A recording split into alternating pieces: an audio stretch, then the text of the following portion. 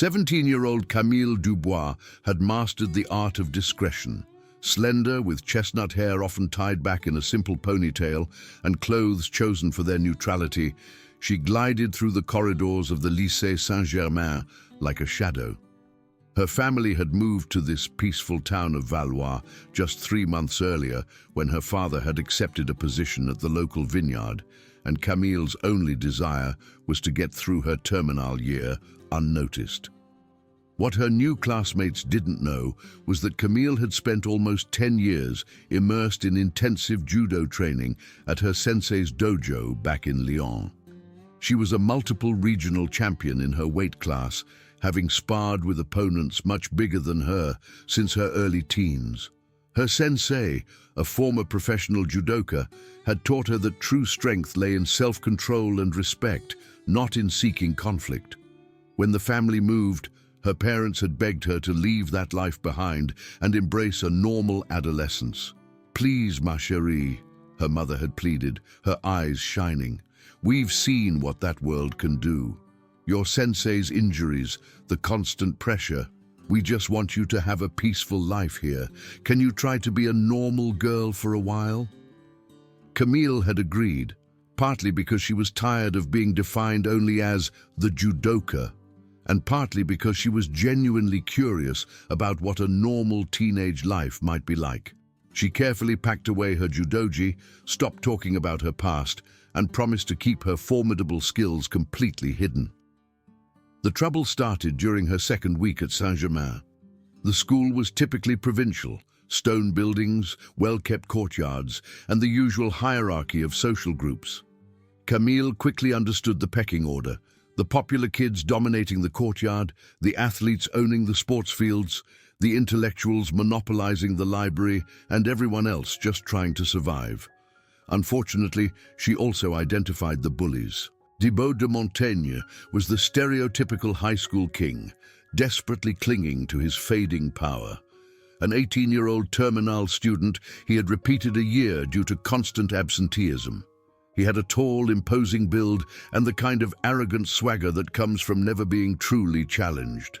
His two constant followers were equally unremarkable. Antoine, a skinny kid with a nervous tic who laughed too loudly at Thibault's vulgar jokes, and Benoit, a stocky boy who seemed to exist only to amplify Thibault's sense of superiority. Their first encounter took place on a Tuesday during the lunch break. Camille was sitting alone at a quiet table, quietly eating her sandwich and absorbed in a novel, when Thibault's imposing shadow fell over her. "Well, well, what have we here?" Thibault drawled, sliding into the seat opposite her without being invited. Antoine and Benoit positioned themselves like guards. "You're the new girl, aren't you? From Lyon?" Camille looked up from her book, immediately recognizing the predatory gleam in Thibault's eyes. She had seen it countless times before, the look of someone who had identified what they thought was easy prey. "I'm Camille," she said calmly, closing her book. "And yes, I'm from Lyon." "Lyon," Antoine echoed mockingly. "Fancy. Bet you think you're better than us country bumpkins, huh?" "I don't think that at all," Camille replied, her voice steady. "I'm just trying to finish my lunch." Thibault leaned forward, his smile turning into a sneer. "You know, new girl, there's an unspoken rule here at Saint-Germain. New faces need to show a little respect to those of us who've been here longer. That's just how things work." Camille felt the familiar tightening in her chest that always preceded a confrontation.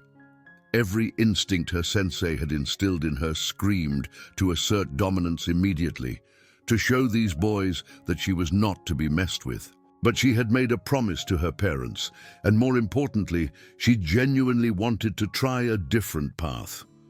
"I'm not looking for any trouble," she said, starting to pack up her lunch. "I'll just find another place to eat." "Oh, but we haven't finished our conversation yet," Benoit interrupted, placing a heavy hand on her shoulder as she tried to get up. "You see, that respect I mentioned? It's not just about attitude. There's a small, let's call it a territorial tax, 10 euros a week, and we'll make sure no one bothers you." The demand was so absurd that Camille almost laughed. These boys had no idea who they were trying to intimidate. She could have taken all three of them down in under 30 seconds. Instead, she gently removed Benoit's hand from her shoulder and stood up. "I'll think about it," she said, which was her polite way of saying, "Absolutely not," but phrased to buy herself some time. "Sure, sure," Thibault said, his grin widening.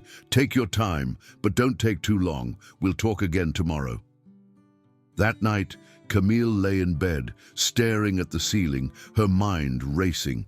She could easily handle these boys, but that would mean revealing her true nature, and she wasn't ready to give up on her experiment in normal teenage life just yet. Maybe there was another way to deal with the situation. The next day, she had her answer ready when Thibault and his cronies cornered her again near her locker. "I won't be paying you anything," she said calmly. "I'm not bothering anyone, and I'd appreciate it if you'd leave me alone." The change in Thibault's expression was immediate. The fake friendliness disappeared, replaced by something cold and nasty. "That's too bad, Lion," he said. "I really hoped we could be friends. But if you want to do this the hard way, that's fine with me." What followed was a campaign of systematic harassment that would have broken most people. Thibault and his friends seemed to see Camille's quiet refusal as a personal insult, and they made it their mission to make her life at Lycée Saint-Germain as miserable as possible. It started subtly. They would accidentally bump into her in the hallways, hard enough to make her books fall. They would sit behind her in class and whisper insults just loud enough for her to hear, but too quiet for the teachers to notice. They would knock her backpack off her shoulder as they passed, spilling her belongings on the floor. In the cafeteria, they stepped up their tactics. Antoine would walk past her table and accidentally spill her drink, soaking her lunch and her homework. Benoit would sit nearby and make loud, insulting comments about weird loners who think they're too good for everyone. Thibault orchestrated it all with the practiced ease of someone who had been bullying others for years, always making sure no teachers were around to see the worst of it. The breaking point came on a Friday afternoon. Camille was walking to her scooter after school, looking forward to the weekend and hoping the boys might lose interest in her over the 2-day break. She was getting her keys out of her backpack when she heard footsteps behind her. "Hey, Lion!" She turned to see Thibault, Antoine and Benoit approaching, along with 2 other boys she didn't recognize. The parking lot was mostly empty, with only a few students around and no teachers in sight. "We need to talk," Thibault said, his voice with a new, dangerous edge that made Camille's danger instincts kick in. "You've been disrespecting us for weeks now, and it's getting embarrassing. People will think we're weak if we let some little girl from Lion walk all over us." "I haven't walked all over anyone," Camille said, her voice calm despite her racing heart. "I've just been trying to mind my own business." "That's the problem," Antoine said, stepping closer. "Your business is our business now. You see, when someone moves to our town, goes to our school, and then acts like they're too good to follow our rules, that becomes our problem." One of the unfamiliar boys, a tall kid with a scarred face, spoke up. "Maybe she needs a lesson in manners." Camille's mind worked quickly, assessing the situation. 5 against 1, no witnesses, no way to call for help. If this were a training exercise, her sensei would have told her to end it immediately. Take out the leader first, then deal with the others one by one before they could coordinate an attack. But this wasn't training. This was real life, and she was still trying to be the normal girl her parents wanted. "Look," she said, taking a step back toward her scooter, "I don't want any trouble. Maybe we can find a compromise." Thibault's grin was predatory. "Oh, now you want to compromise. Too late for that, Lion. You had your chance to do this the easy way." He nodded to the others, and they started to spread out, forming a loose circle around her. Camille felt her training instincts kick in automatically. She noted each boy's posture, their positioning, their potential weaknesses. Antoine had his hands in his pockets, possibly hiding something. Benoit was favoring his left leg, probably an old injury. The 2 unknowns looked nervous, probably not used to this kind of confrontation. "Here's what's going to happen," Thibault continued, pulling out his phone. "We're going to have a little fun with you, and I'm going to record it. Then, unless you want this video showing up on every social media platform in school, you're going to start showing us the respect we deserve, starting with €50 a week." The casual mention of recording sent a chill down Camille's spine. She had seen the devastating effect on kids who became the subjects of humiliation videos, how it haunted them forever, ruined their reputations, sometimes even drove them to self-harm. The thought of her parents seeing her humiliated like that was more terrifying than any physical threat. Still, she tried one last time to defuse the situation. "Please," she begged, hating how small her voice sounded. "I'll pay you. Just not here. Not like this." "Too late," Thibault said, holding up his phone. "The time for negotiation is over. Boys, help our new friend understand her place." Benoit moved first, reaching for her backpack. In that instant, as his hands grabbed her bag and Thibault's phone started recording, something inside Camille snapped. All the weeks of harassment, all the humiliation, all the fear and frustration she had been swallowing down surged to the surface. But more than that, she realized that her experiment in being normal had failed. These boys would never leave her alone, would never see her as anything more than a victim to be exploited. She had tried to be the person her parents wanted her to be, but sometimes the world doesn't let you choose who you are. "Let go of my bag," she commanded, her voice completely changed. Gone was the quiet, uncertain tone she had been using for months. This voice was hard, controlled, and full of absolute conviction. Benoit scoffed and tightened his grip. "Or what, little girl? Gonna cry for your mummy?" What happened next shattered everyone's perception of who Camille Dubois really was. In one fluid motion, Camille grabbed Benoit's wrist with both hands, pivoted, and used his own momentum to throw him over her hip. He hit the asphalt with a sickening thud, the air rushing out of his lungs in a loud whoosh. Before anyone could react, she had spun toward Antoine, who was fumbling for something in his pocket. Her right hand shot out in a perfectly aimed strike, hitting him squarely in the solar plexus. Antoine doubled over, gasping for air, and Camille immediately followed up with a precise kick to his face. The sharp crack of his nose breaking was audible across the parking lot. The two unknown boys exchanged wide-eyed glances and immediately started to back away. "We're out of here, man," one of them stammered, and they both turned and ran. Thibault stood frozen, his phone still recording, his jaw hanging open in disbelief. In less than 10 seconds, his backup had been neutralized or had deserted, and the quiet girl from Lyons stood over two of his friends like some kind of combat prodigy. "What the hell?" he managed to stammer. Camille turned toward him, and Thibault saw something in her eyes that made his blood run cold. This wasn't the scared, submissive girl he had been harassing for weeks. This was someone else entirely. Someone dangerous.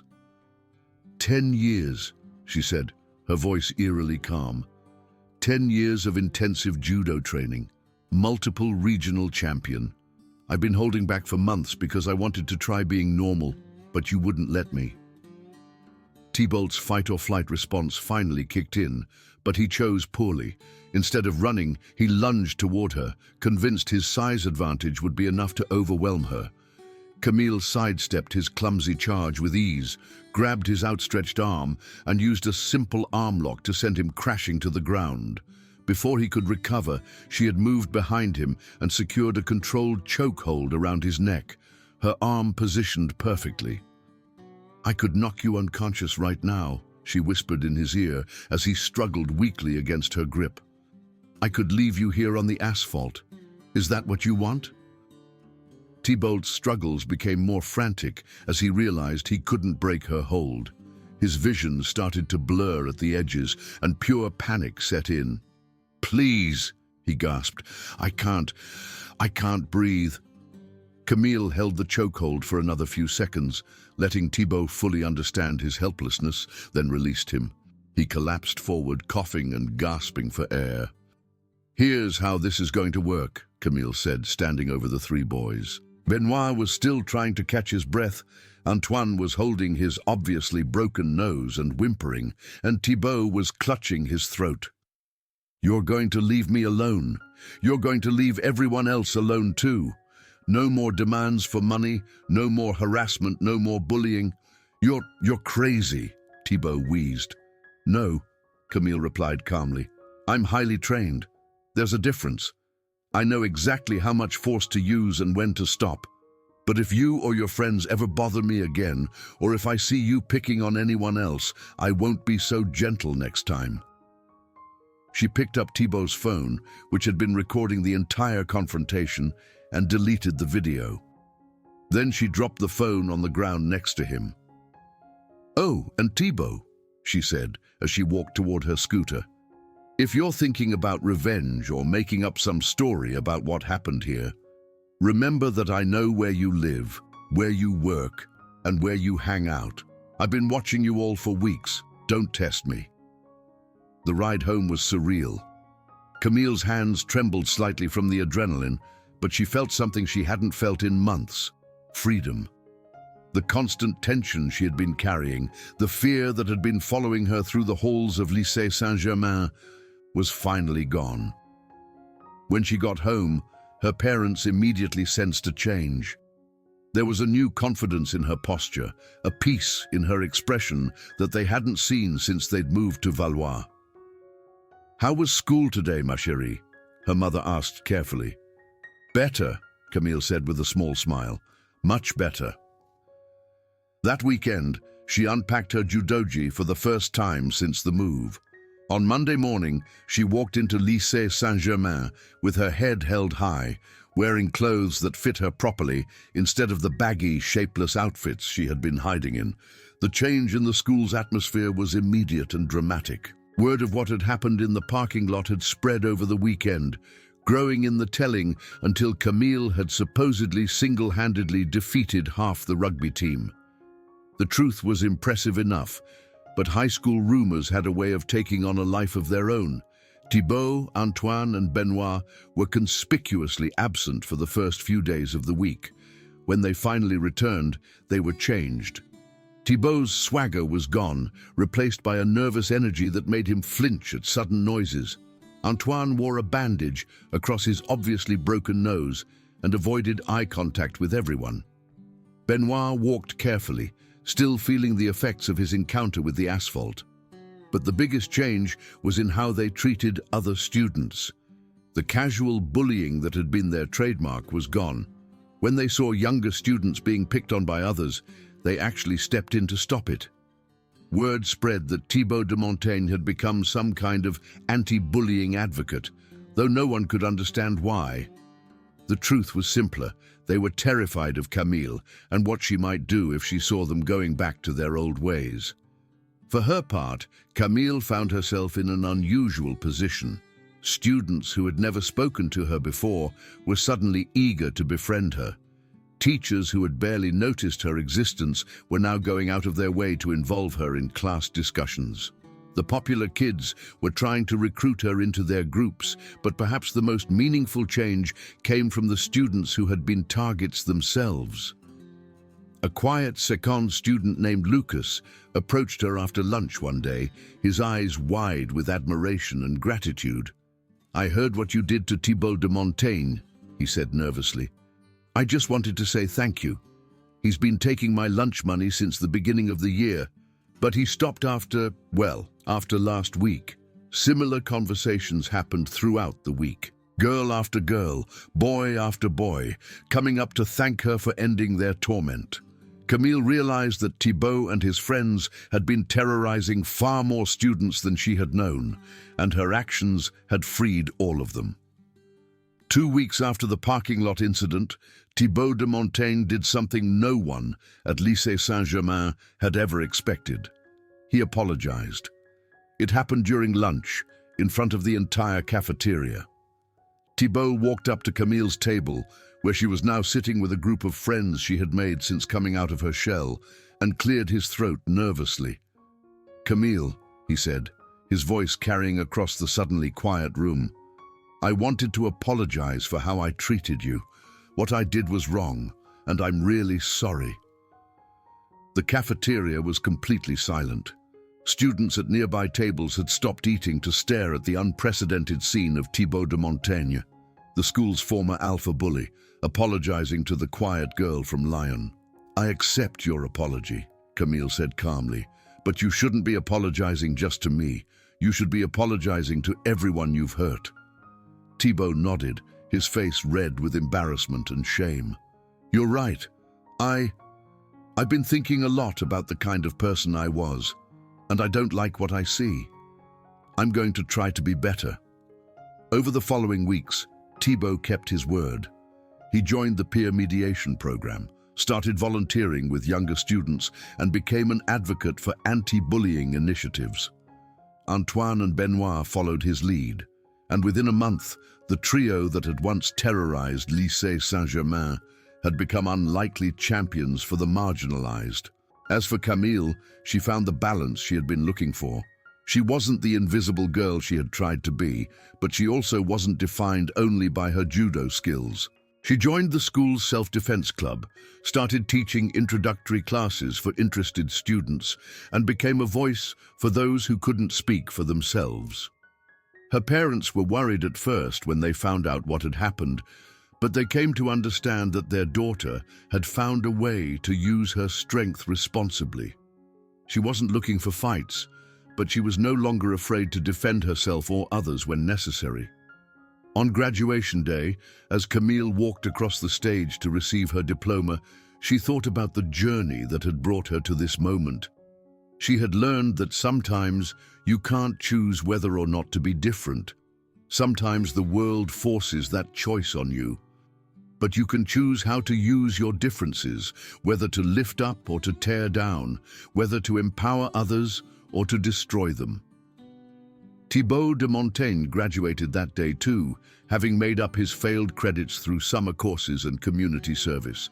As they passed each other after the ceremony, he stopped and held out his hand. "Thank you," he said simply, "for showing me who I was becoming and for giving me a chance to be better." Camille shook his hand and smiled. "We all make mistakes, Thibaut. The important thing is learning from them." Years later, Camille would become a martial arts instructor and youth counselor, helping troubled teens find healthy ways to deal with their anger and frustration. Thibaut would become a social worker, dedicating his career to helping at-risk youth avoid the mistakes he had made in high school. But in that moment, standing in the parking lot of Lycée Saint-Germain with their diplomas in hand, they were just two teenagers who had learned one of life's most important lessons: that true strength isn't about dominating others, but about protecting them. And sometimes, the quiet ones are the ones you should never underestimate.